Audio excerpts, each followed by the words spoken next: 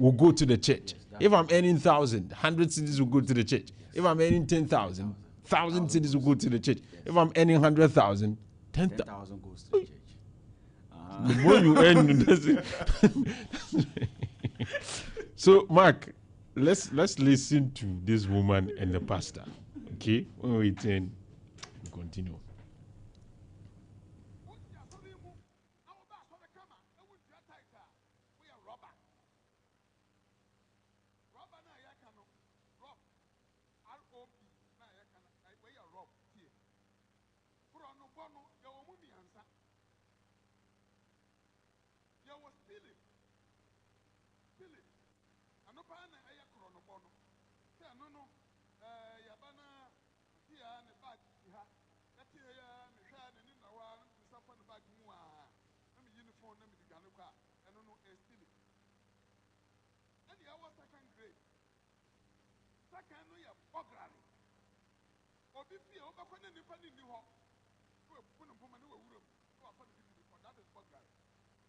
The person is a burglar.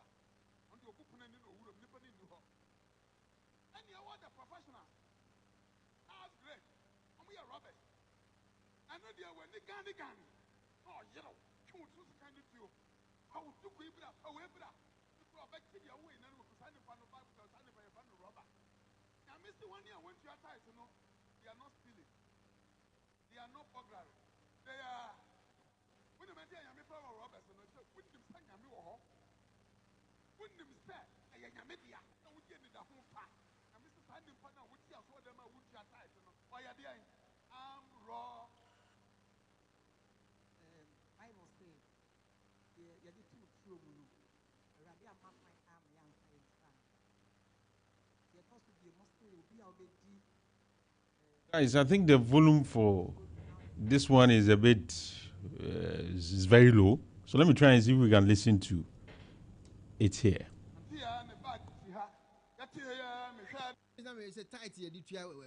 Was stealing. I know Pana Aya Chronobono.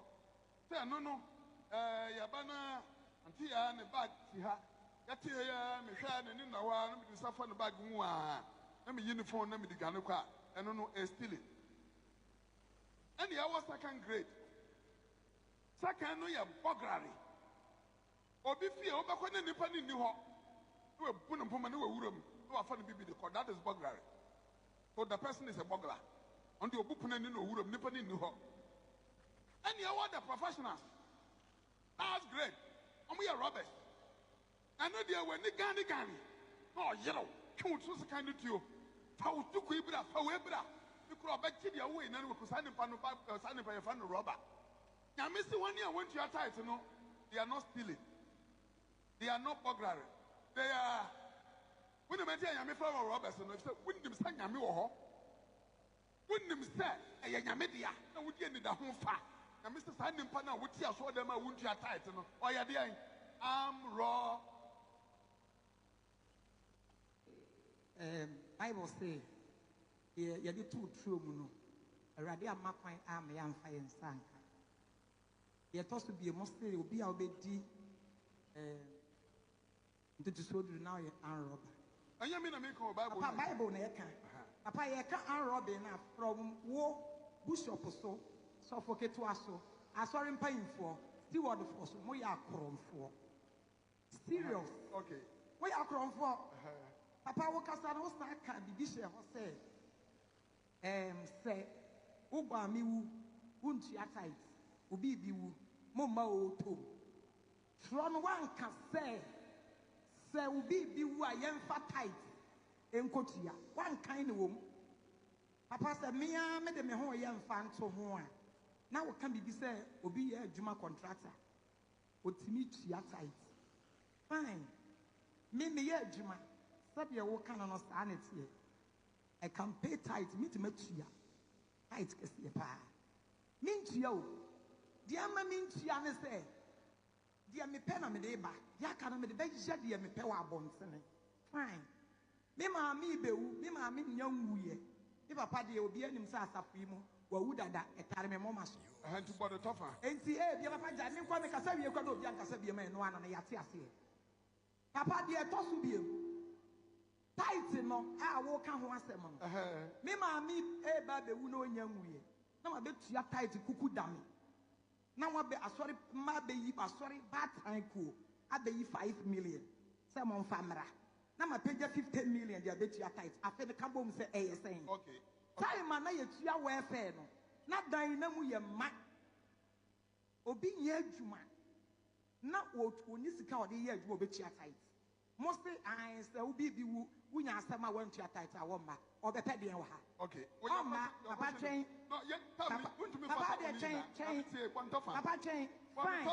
Time man. Na ye tua welfare no. Na ye dan mu ye ma. Because onye adwuma kra no obetime tua 10 cedis or 5 cedis with welfare. Obeka ko support no. Na ne onye adwuma no obetena ha. Na wada bia obetena ha. Na da bia obetena na ne bibia wu. Ne onya problem. Mo se won tua tight nti won ko oba. Obeja ya sore no. That's it. The next. So, so this one is like, you know, in Hausa when we say Mungam, it's like the clash of titans. So let me start with the pastor. So the pastor was trying to, the central argument to the pastor was that according to the Bible or God's description, for those who are in the church and refusing to pay tithe, is that they are armed robbers. And he sought to differentiate between those who steal, those who engage in burglary, and those who engage in armed robbery. So he differentiated. He said for stealing, you just, somebody is in possession of something, you just whisk it away and that's stealing. For burglary, maybe you unlawfully enter into somebody's house and steal something. But he said for armed robbery, it's forcefully taking something from somebody. Sometimes with the use of weapons. You understand? So he said that is what we are doing, or the church people are doing to God. They know that the tithe is not for them. It is not your money. But you're using weapons, maybe weapons of mass destruction. You're using all kinds of implement weapons to forcefully take the tithe from God. So that was how he described those people. And then this woman rose up and she said, well, Pastor, I've heard you, your explanation and your description. But my first point is that if there are people that ought to be described as armed robbers, then from your bishop to you speaking to the smallest pastor are armed robbers. And she sought to explain that her view is that what the church is supposed to use the funds for, in her view, is not being used for that purpose. Yeah. And she gave the example of if she happens to have a sick mother and she happens to work and maybe she can pay 5,000 as tithe, and after her mom has passed away, maybe what the church will do is to give her 500 cedis. And in her view, why not use the money to take care of the mom instead of coming to pay tithe? And then what you will get at the end of the day is, say, 500 cedis or so. And she also made the example that there were people who were in the church and they were paying what they call welfare. So they could pay 10 cedis, they could pay 5 cedis. But it looks as if the church has chased them away because they are unable to pay tithe. And her argument is that if you had allowed these people, that 10 cedis, 5 cedis, 20 cedis here and there will be enough to do something. Sure. And she feels that when the church members are in difficulty, they don't seem to see the church assisting. But the church is insistent on taking the tithe. So she's asking the question, so then what's the use of the tithe? If the people are suffering, struggling, and sometimes you can't assist, then why do you expect us to always come to pay the tithe? So that's the clash. That's the conflict between the church, between the pastor and this woman, who is also a member of the church. So let's get into the conversation. As I was saying, I do not think tithe is a bad thing. No, it's not. I think because you see, the church as an institution is not engaged in business, so to speak. Okay, purely speaking. They're not engaged in any business activity. But they are working. What's their work? They are preaching the gospel. Okay? And whether we like it or not, the religious institutions like churches, mosques, have a role in helping people when it comes to their emotional needs, when it comes to their spiritual needs. I believe that there is spirit and there is what we see in the physical. So whatever is happening in the physical might have happened in the spirit. Because I believe in the spiritual affairs. I believe there is God. And sometimes God deals in the spiritual context.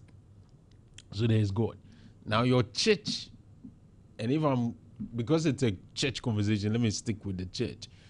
The church satisfies the emotional needs of people.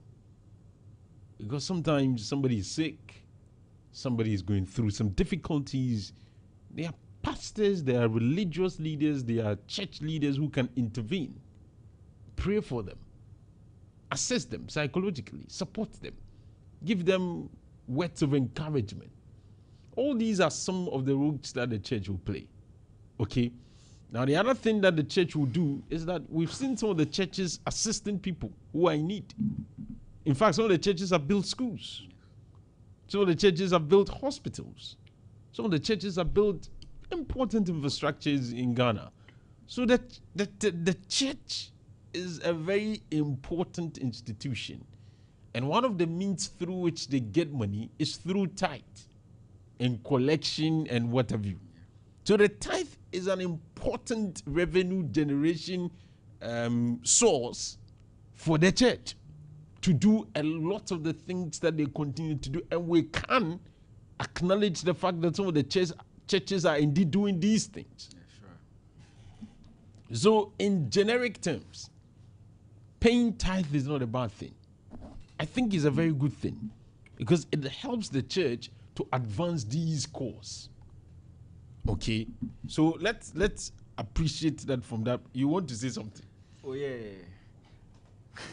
Yeah, so tithe is a good thing, as you said, but it depends. Some churches or some pastors, how they demand the tithe from their audience is another problem, and what is used for.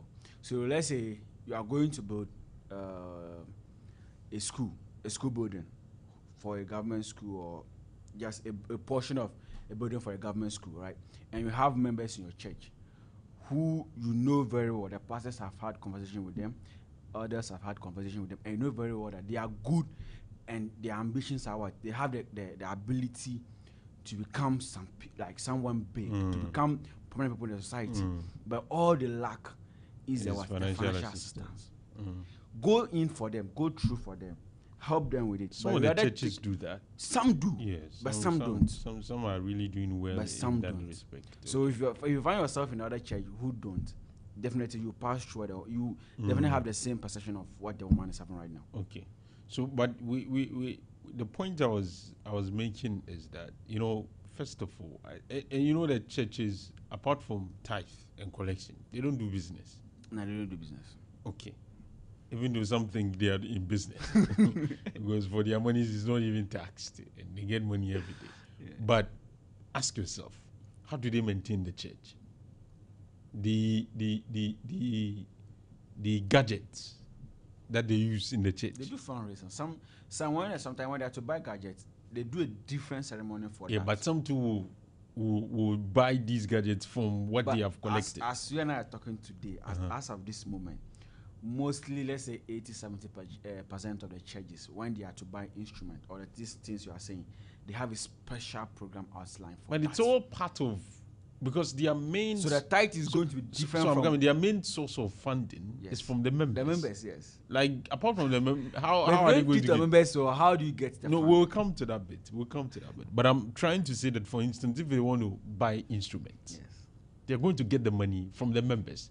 whether through tithe, whether through special funding arrangement, what have you, they are still going to get the money from the members.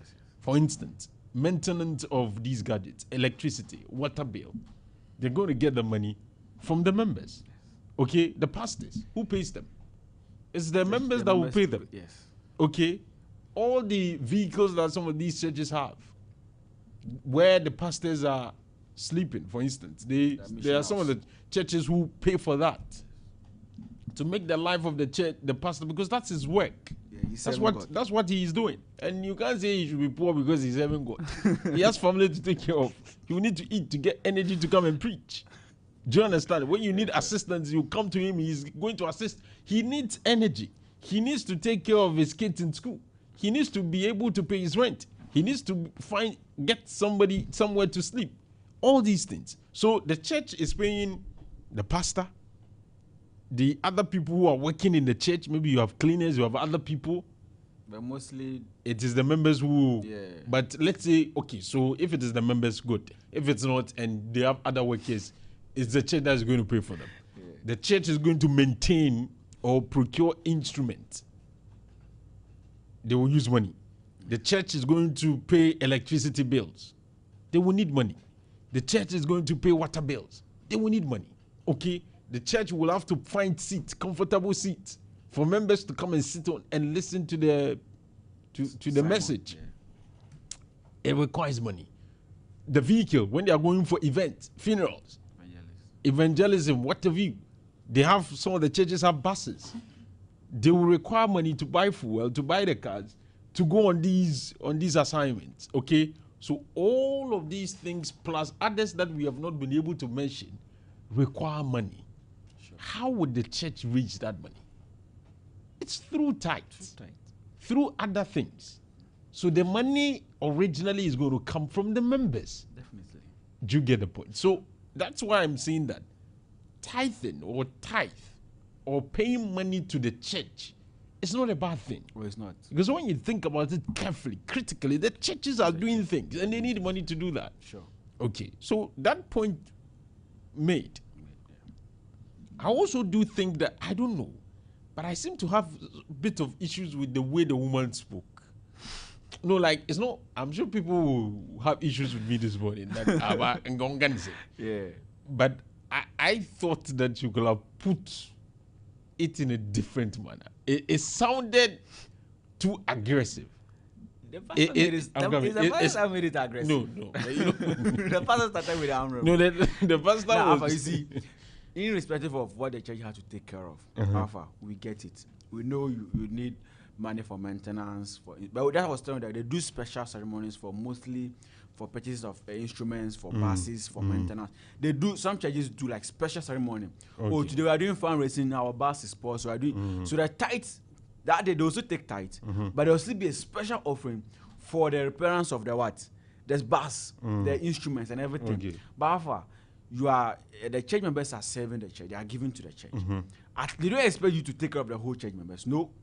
But at least everybody in the church, if you go to every church, every member knows that this particular person has the potentials, has the ability. The person just need a little push to what? To get to where they want to get to. And the person is a church member, but you ignore the person and rather focus on, let me say, repairing the bus, buying instrument. Whilst there's a member in your church who urgently need a little push, some come to church, going home to go and eat, you don't have. And the pastors, the members, the whole church knows that this person in particular has financial issues. So we need to categorize it. There are some of the churches that Mark are doing very well. Oh, there are some that are doing very well. I think that especially some of the, I don't know how you guys call it. You know, we have the one-man churches. Yeah, we have the one-man church. We have the Pentecost. They are well. I think for them, I might be wrong, but I think those that are well struck, not the one-man kind, they seem to do well in that respect. Your face looks like you have doubts. Oh yeah, I have doubts. Okay, so let me finish out because you are a Christian, so you understand some of these things better than I do. But my observation from afar is that some of these well-organized churches, do well in terms of assisting people in need who are their members than those who belong to what we can describe as your typical one-man church. It's not to say that it's only one man that is coordinated, but it's like it's spearheaded by one kind of individual. So my view is that for some of the churches, they do well in that respect. But to be honest with you, I'm not too sure if the church can solve everybody's problem. Nah, they can't. The church cannot pay fees for everybody. They can't.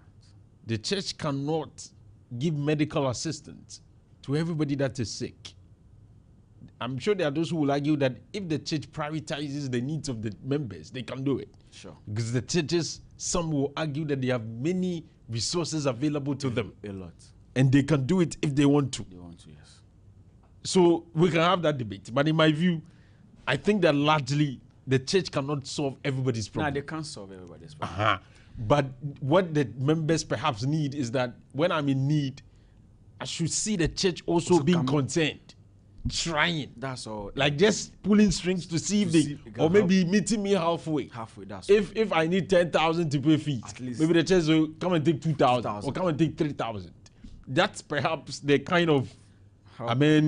Perceptions and then the kind of assistance Expectations some of the also members need have. from the church, yeah. So we can deal with those. But I'm saying that, generally speaking, I think that the organized churches do better than the one-man churches. The other point I need to the raise. organized churches, it depends on where you are located. Okay. Oh yeah, so some organized churches, let me say, from to the down parts of the church, that is maybe to the villages, when they take offering and tithes and all those things, it doesn't go to the church. They have to submit it To the to the headquarters. So the headquarters would distribute. will then distribute. So you see, so some I don't want to mention the church, but some churches they have maybe from the regional to the district. Yes, it's well to structured. assembles to Yeah. to the small. So imagine you being at the smaller part, hardly do you even get that help you're talking about. Hardly, But don't you think we are? but they will still contribute. to the Don't church. you think we are overestimating the resources or wealth that the churches have? Maybe we think churches are rich, but maybe No, even needs Alpha, sometimes I'm a Christian. I go to church. You see somebody standing up, just if donation from the person's heart, the amount they donate. And right now, let me say, most churches go into business right now. They have plots. They rent it out for stores. They have stores. They rent it out. Some And of the churches are investing in some, other. yeah, some of the churches And you right know, now. churches, because they are religious, they are not taxed. Yes. So they are, everything they get is Just go into is it. We have on churches tax. right now. They have stores. They have land. They have properties. They have they event rent out. centers. Yes, they rent it out for people to use. So they are getting money from revenue, other they are sources. yes. But when you go down, that's what you're talking about the organization. You said my face. I had yes. When you go down, maybe to the top side, maybe those ones there, some will get a little help. But when you go down to the back, to where the church, maybe far down to the root, some are not. And me personally, that's what I'm saying. That personally, I'm a church member and I'm in church and I've seen members who Are struggling to survive. struggling. And the pastor know, the others, and the whole members, if you sit every member down, ask that this church you are sitting right now, who need help the most, they will mention that single person throughout. If you get like 100 people to talk to, they will mention that same person. But till now, the person still goes to church, give the 1 CD or the 10 CD the person make out each day, and the church never comes back to help them. But the church too But is every day helping they will some tell you people. to- There are people whose fees were paid by churches. That's what I'm saying, yes. There are people who So it depends on where you are. So let me say if you are the yes. so if you're at the other side, at the top side, close to the management, so you are favored by God and you are able to get the eye of the leader. That's when you are favored. But if you're at the downside, you just serve and then you only thing you receive is prayers. Yes, it's not only, it's important. Prayers can change. Yes, everything. prayers can But sometimes you need prayers. prayers and then you need a little push, a little push. A prayer can push you better than any other thing.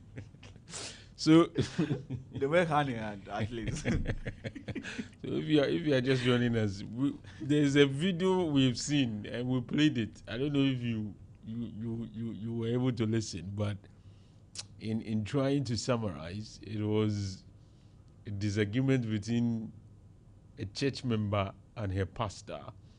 So the pastor described those who are not paying their tithe as armed robbers, and said that if you are in the church and that's your attitude towards tithing, then you are indeed an armed robber. And he said that that's how Bible describes such people. So there was a woman. And before you No, continue, let me. Okay. So there was a woman in the church who took the microphone and said, "Pastor, This one, what are you talking about? Oh, You wow, can't say wow. that. We are looking for armed robbers." in church. She didn't even start with the pastor. That's my worry. Hey, she straight bullets. Wow. It's like she gave everybody The whole management. I'm sure even the man who established the church was bad. He said that no, they should look at themselves. What do they do with the resources? To what extent do they help people who are in need? Okay? And what do the members get from the church?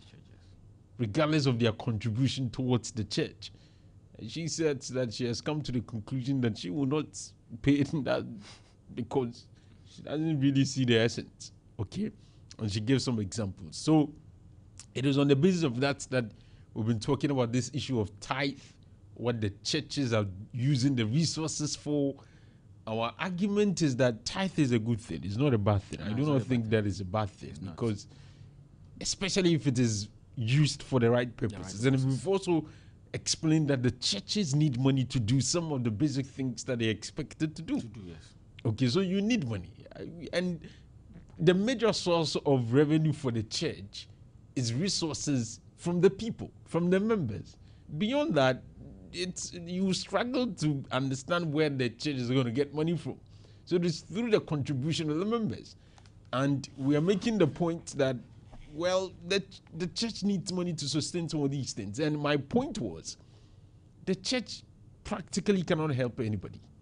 But Mark's point too is that there are some people who, when you see them in the church will know that, no, as for Alfa, he needs serious assistance. He wants to go to school. Maybe he's an orphan. Yeah. Okay. He needs some support from the church. This is a dedicated member. And the church will not be able or will not help. Okay. And there are some people who are medically ill, very ill, need support. The church will not. And so his point is that, yes, the church can't help everybody, but he thinks that there are some people that the church needs to help. But in his view, if you are not close, if you are not a prominent member, like if you don't, in tree they will say, undimua. You know, nobody thinks about it. The whole food chief are not at the top there, you know, they're at the down of the chain. So his argument is maybe the pastor's son will get scholarship.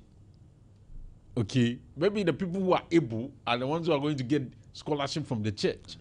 But then the real needy, the real poor people, the people who are really struggling are not going to get the support. And so that's why he thinks the woman spoke the way she spoke. In his view, she spoke on behalf of many who have harbored these concerns. They are angry with the church. They have issues with the church. It's like the angel spoke to the woman that, woman, she was filled with the Spirit. Rise up, Talk to filled with the Spirit of God. Speak on behalf of the masses. She was an empty vessel. Then she was filled with the... And then the content was being pushed through her. So please, it's 40 minutes after 8. Especially if you are a pastor or you are a church member. Where they should call in. Or you are whoever. I really want to hear from you this morning. But before we start with the course, this same week, another pastor is trending because he said if you're a church member, if you're a man, in the church, we are giving offering of 5 cities, 10 cities, they are not ready for marriage. So you see, sometimes I don't know how they position the whole thing. No. We are saying 10 cities, 5 cities, they are not ready. Hey, Charlie, you know me easy. Hello, Alfa. Good morning. Good morning. This is normalization, Alfa. Yes, normalization. Please talk to me, sir. Yeah. In fact, I've liked this your conversation. You know, I've been talking about this routine. I mean, the moment this video, came out, And this is what I want to say, Alpha. In your, submission, you said that the church, maybe that was the prior, let me say, purpose of the church. It's not a business, but currently.